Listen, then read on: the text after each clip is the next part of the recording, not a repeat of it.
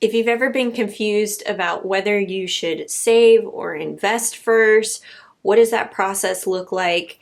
I'm here to tell you that there are actually a couple different scenarios that you should consider, and I think you're going to fall into one of two camps, and we're going to go over that in this video. Before we get started, if you are interested in getting your own personal finance questions answered in a private setting, we can do so through my budget coaching program, Budget Bootcamp, which I will link in the description box below.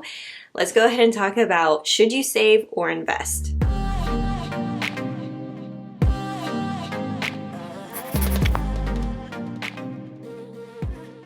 Hey guys, it's Justine with Debt Free Millennials, the channel to help you crush your debt and live payment free. So I actually got this question from Lanessa on Instagram, and this is what she had to say. She said, I'm struggling with how to save smart. How much should go in a 401k and Roth IRA versus saving for a down payment versus saving for a future wedding? The wedding and house are still a long ways off, but figure I should start now while I'm debt free. Well, first of all, congrats on being debt free. That is amazing. So now you have a bunch of choices and options, and that's what I love about when you get to this step in your financial journey. Once you become debt free, the choices of what you can do with your finances are endless. And regardless of where you're at, if you're still paying off debt or you're debt free, when you take control of your finances, you're basically just saying that I have options. I have choices with my money when you're in control of it. So let me talk about that first scenario that I think might help you, Lanessa, and help anybody else who's watching who's in a similar predicament. So scenario one, what I suggest that you start with is to contribute to your employer's 401k up to the match first. So this is the easiest place to start investing, because if your employer offers a match, then that's free money on the table. So if you're going to contribute 5% of your paycheck, your employer is also going to contribute the equivalent of 5% of your paycheck towards your retirement. So you've literally just doubled your money by contributing up to the match. This is the easiest, most simplest way to start investing. So check with your employer first on whether or not they offer a match. The second thing I want to ask is, what is the end date for the down payment and the wedding? When do you need those funds by? Because weddings and down payments typically have a shorter time frame than your retirement.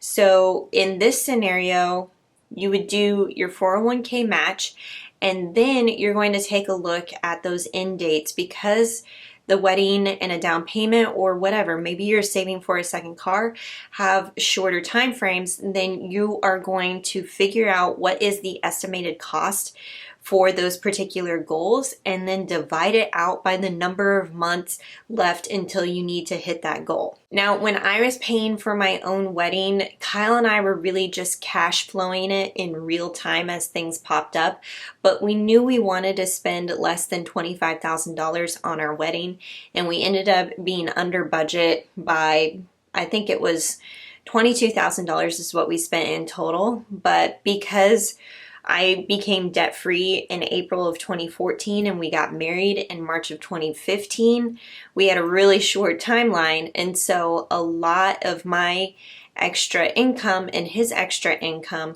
went towards the wedding, and retirement and investing really was on the back burner for that year. Because it was only a year in a short time frame, I don't feel like I missed out, because I was still contributing to my 401k at that time, but I wasn't doing any other outside investing. After that, so your step one, 401k, step two, down payment, wedding, whatever big savings goal you're going after, you're contributing to. The third step would be to contribute whatever money is left over towards that Roth IRA. So you're putting the Roth IRA second. In this case, because you're not getting an employer match with a Roth IRA, typically in most cases.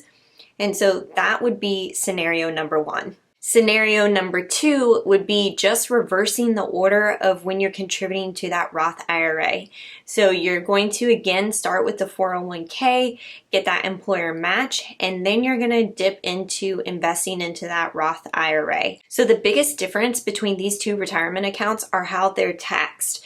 So your 401k is going to use pre-tax contributions, which means that you aren't getting taxed on that money until you start withdrawing from the 401k, ideally during retirement. Now with a Roth IRA, you are actually contributing with taxed dollars. So you're already being taxed on the dollars at the very beginning, and then when you go to withdraw from the Roth IRA, you are taking those withdrawals tax-free. Now the benefits of a Roth IRA is that as we get older, and let's face it, taxes just continue to go up over time, that the money in a Roth IRA, we're not going to be paying taxes on. So you're literally paying today's tax rate for future withdrawals and earnings tax-free. And a 401k operates in just the opposite. So you will be paying future tax rate on that money that you withdraw from the 401k. So right now in the year 2020, the 401k max contribution limit is $19,500 for the year, and that breaks down to $1,625 for the month. So that's how much money in a month's paycheck is what you would be contributing to completely max it out, regardless of your employer match. With a Roth IRA for 2020, the max contribution limit is $6,000 or $500 per month.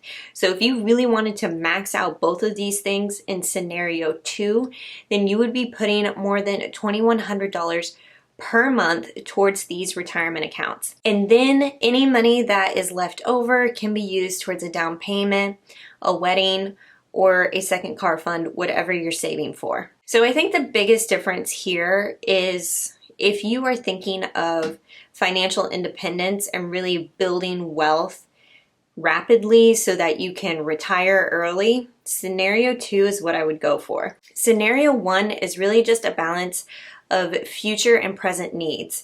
So while you're actively saving for your future, you're also reserving money for the short-term goals. Now I'll tell you what I personally do. Kyle has a 401k through his employer, and his employer offers a 5% match. So Kyle contributes up to the match, and then he did additional on top of it. So I think he does about 15%.